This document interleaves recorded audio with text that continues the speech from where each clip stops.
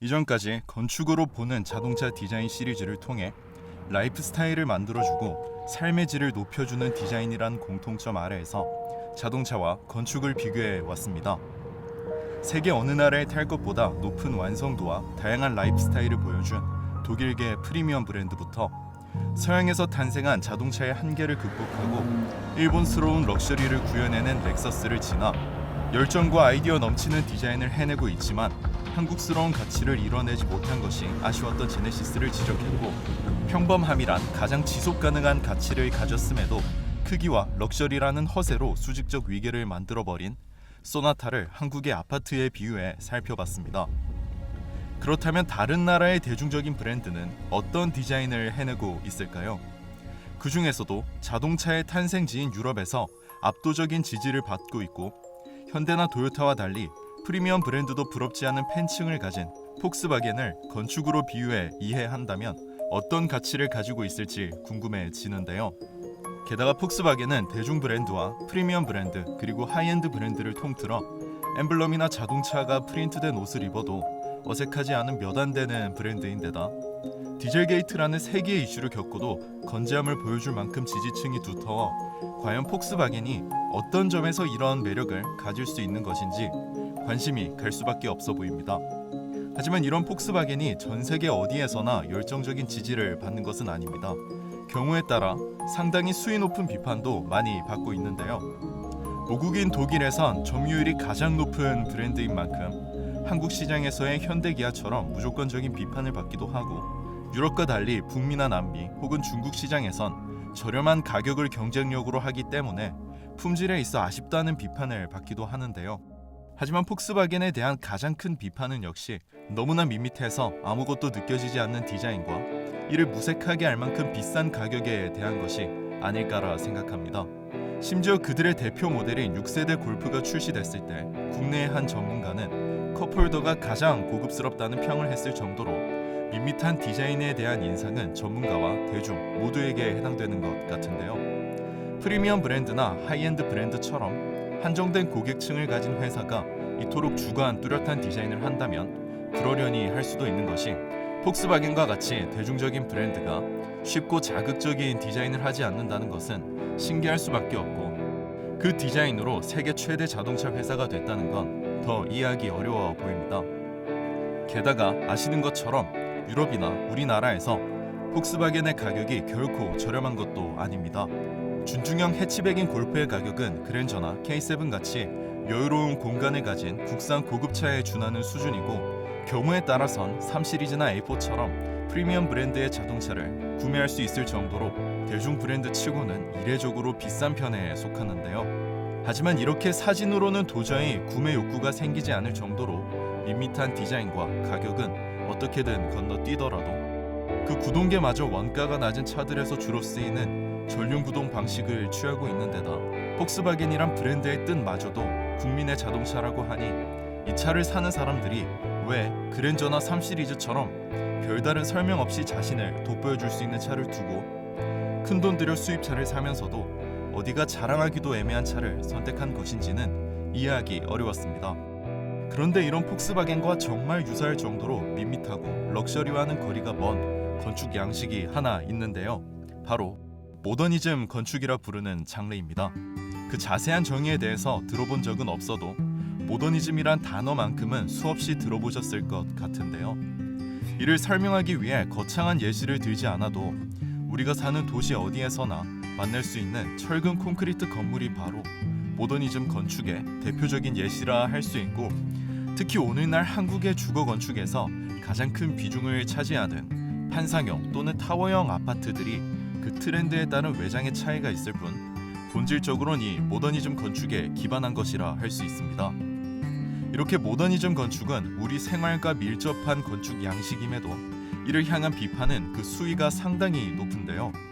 밋밋하다, 지루하다 등의 일반적인 비판은 물론 디자인을 하지 않은 것이다, 아무런 내용이 없다와 같이 상당히 강도 높은 비판들도 있습니다. 그런데 이런 비판들은 어딘가 폭스바겐을 얘기할 때 들어본 것과 상당히 비슷한데요.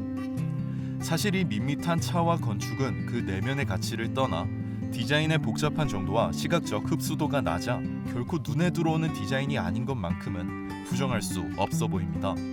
보통 디자인이란 것이 아무리 분야가 다양하다 해도 일단은 눈에 띄어야 그 다음 얘기를 할 수 있는지 없는지가 정해질 텐데, 이 디자인들은 대중들이 공감할 만큼 쉽거나 눈에 들어오는 디자인도 아니고 전문가들만이 알아볼 수 있는 내용이 숨어 있다고 하기엔 아무것도 없이 비어 보이기 때문에 대체 이 밋밋함과 평범함 속에 어떤 가치가 숨어 있길래 우리 삶의 중심이 될 수 있었는지가 궁금해질 수밖에 없어 보입니다.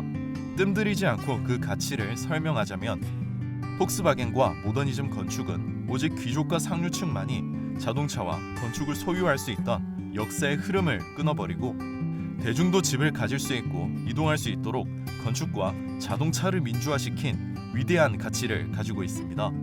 그렇다면 과연 폭스바겐과 모더니즘 건축이 이 민주화를 어떻게 이뤄낸 것인지, 또 그것이 오늘날 우리에게 어떤 의미를 가지는지를 구마겐고의 약한 건축에서 서술된 건축사를 바탕으로 살펴보겠습니다. 앞서도 언급했다시피 자동차가 탄생부터 오랜 시간 동안 귀족의 전유물이었던 것처럼 건축도 오랫동안 대중과는 상관없이 힘있는 자의 권력과 부를 상징하는 도구에 가까웠을 뿐 삶을 위한 것은 아니었습니다. 그리고 이런 사상이 주류였던 시대까지만 해도 큰 건축이 더 좋은 건축을 의미하는 것은 진리와 같았고, 어떤 장식이 달렸는지와 얼마나 화려한지를 포함한 디자인의 복잡한 정도는 집주인의 신분을 의미하는 상징과도 같은 것이었습니다. 마치 정말 옛날 일이 맞는 것인지 오늘날과 상관없다 말하기 힘들 것 같은 이 기준은 소나타의 영상에서 언급한 1차 대전을 겪으며 급진적인 변화를 맞이하게 됩니다.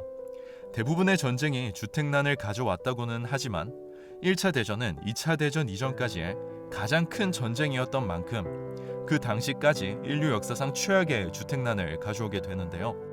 이를 해결하기 위해 유럽은 정부가 나서 공공임대주택을 공급했고, 미국은 개인이 주택융자를 받아 자신의 집을 짓게 한 것이 계기가 되어 대출금의 압박이란 강력한 경제 동력을 가진 미국이 주거의 안정을 가진 유럽을 추월할 수 있었다는 얘기까지가 소나타의 영상에서 소개한 내용이라면 1차 대전과 주택난을 설명하며 빠질 수 없는 또 하나의 키워드가 있습니다. 바로 중산층인데요. 이 중산층의 등장이 귀족 사회가 가진 힘의 균형을 무너뜨려 전쟁이 일어났다고 보는 시선도 있을 만큼 중산층의 영향력은 1차 대전 이전부터 상당한 것이었고, 그 전쟁으로 인해 귀족 중심의 사회 구조가 무너지면서 중산층은 당시 가장 중요한 사회 계층이 될 수 있었습니다. 이렇게 가장 중요한 사회 계층이 변하고 나니 자연스럽게 문화와 예술도 그들을 중심으로 변해 갔는데요. 이전까지의 예술가와 건축가들이 부유한 귀족을 후원자로 두고 그들을 위해 일하는 직업의 성격을 가졌다면 1차 대전 이후엔 중산층의 욕망을 자극해 자신의 작품이나 건축을 가지고 싶도록 하는 상품화를 통해 부를 취하는 방식으로 변하게 됩니다. 그리고 바로 이 주택난과 중산층의 욕망이란 두 가지 시대 흐름을 이용해 내 집 마련에 대한 욕망을 기반으로 주택융자와 교외주택이란 상품을 만들어낸 것이 미국이었고, 그 대출금의 압박을 통한 경제 성장으로 세계 최강의 패권 국가가 될 수 있었던 것이죠. 하지만 공공임대주택 위주의 유럽에서도 중산층을 겨냥한 교외주택이란 상품의 가능성을 알아본 젊은 건축가들이 있었습니다. 보자르와 같이 명문 학교를 나온 것도 아니었고 1차 대전 이전까지는 존재감조차 없던 건축가들이지만, 이들이 바로 훗날 근현대 건축의 3대 거장이라 불리게 되는 프랑스의 르꼬르비지에와 독일의 미스 반데어 로에였는데요. 특히 당시의 주류이자 기성 세력이었던 보자르 출신의 엘리트 건축가들이 귀족들을 위해 만들어 오던 건축에 비하면 이들의 건축은 당시까지의 어떤 장르로 분류하기도 힘들 만큼 철저한 B급 코드의 디자인이었습니다. 하지만 한 철학자의 말대로 세상을 움직이는 것은 주류와 달라 분류되지 못했던 B급이 분류되기 위해 노력할 때란 것처럼 이들은 세상을 움직이기 위해 상상 이상의 노력을 했습니다. 미스 반데오로에는 여성 클라이언트에게 일을 얻기 위해 자신의 출중한 외모를 사용하기도 했지만, 르꼬르비지에는 당시 중산층의 유튜브라 할 수 있었던 잡지를 직접 발행해 자신의 사상을 어필하는데요.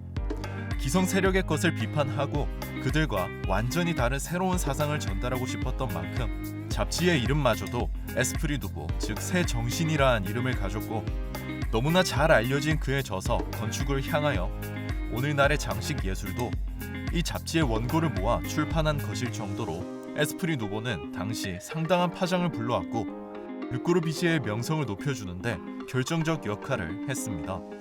그렇게 가장 영향력 있는 미디어의 힘을 빌려 르꼬르비지에가 주장하고자 했던 새로운 내용은 과연 무엇이었을까요?